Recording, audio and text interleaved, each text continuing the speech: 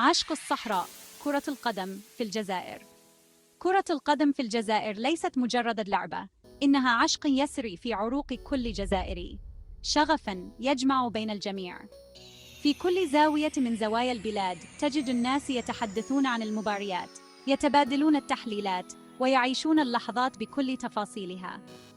من شواطئ البحر الأبيض المتوسط إلى كثبان رمال الصحراء، نسمع صدى التشجيع نفسه. في المدن الكبيرة والقرى الصغيرة، كرة القدم توحد الجميع، تجعلهم ينسون هموم الحياة اليومية. في الأحياء، نشاهد الأطفال يركضون خلف الكرة، يحلمون بأحلام كبيرة كسماء بلادهم. هؤلاء الأطفال يرون في لاعبي المنتخب الوطني قدواً ومثالاً يحتذى به. يتدربون بجد، يطمحون للوصول إلى النجومية، يتمنون ارتداء القميص الأخضر والأبيض ورفع راية الجزائر عالية. كل هدف يسجلونه في مبارياتهم الصغيرة هو خطوة نحو تحقيق هذا الحلم الكبير.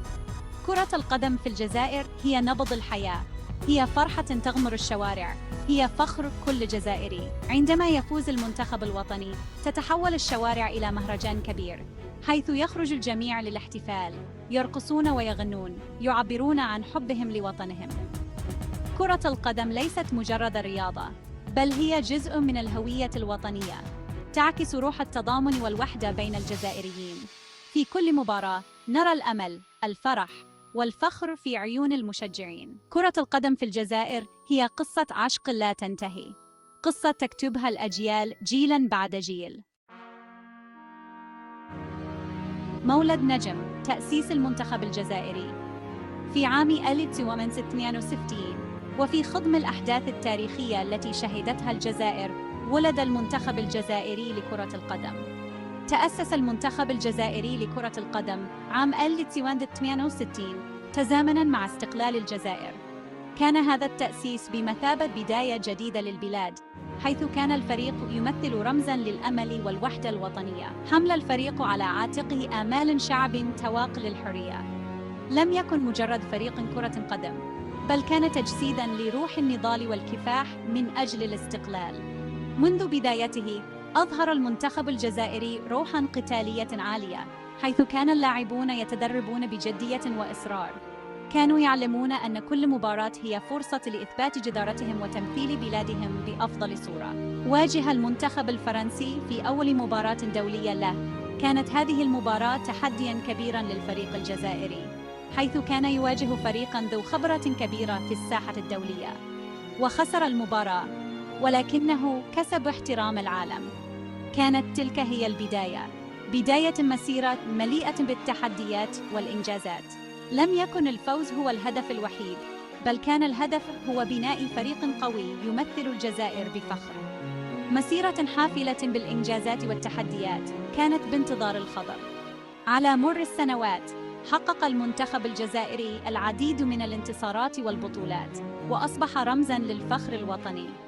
من خلال العمل الجاد والتفاني، استطاع الفريق أن يحقق مكانة مرموقة في عالم كرة القدم. أساطير الملاعب. نجوم خضراء أبهرت العالم. منذ عقود، كانت الجزائر دائماً منبعاً للمواهب الكروية التي أبهرت العالم بأسره. من شمال إفريقيا خرجت أسماء لامعة تركت بصمتها في تاريخ كرة القدم. شهدت ملاعب كرة القدم تألق العديد من النجوم الجزائريين، أبدعوا وأمتعوا وكتبوا أسماءهم في سجلات التاريخ. هؤلاء اللاعبين لم يكونوا مجرد لاعبين عاديين، بل كانوا فنانين على أرض الملعب، يقدمون عروضاً كروية لا تنسى. من زمن الجمال الكروي، برز اسم رابح ماجر، نجم بورتو البرتغالي وصاحب الكعب السحري. قاد الجزائر إلى كأس العالم عام 1982 و 1986. ماجر لم يكن مجرد لاعب، بل كان رمزاً للأمل والإبداع، وهدفه بالكعب في نهائي دوري أبطال أوروبا لا يزال محفوراً في ذاكرة عشاق الكرة. لم يخلو جيل من نجوم سحروا العالم، لخضر بلومي بموهبته، وجمال زيدان بأهدافه الحاسمة. بلومي، الذي يعتبر من أفضل اللاعبين في تاريخ الجزائر، كان يتمتع بمهارات فنية عالية وقدرة على التحكم بالكرة بشكل مذهل. أما جمال زيدان فقد كان هدافاً بارعاً، يسجل الأهداف في اللحظات الحاسمة ويقود فريقه إلى الانتصارات. واليوم يقود الجيل الذهبي للمنتخب الجزائري نجم مانشستر سيتي رياض محرز، الذي أصبح رمزاً للجيل الجديد من اللاعبين الجزائريين.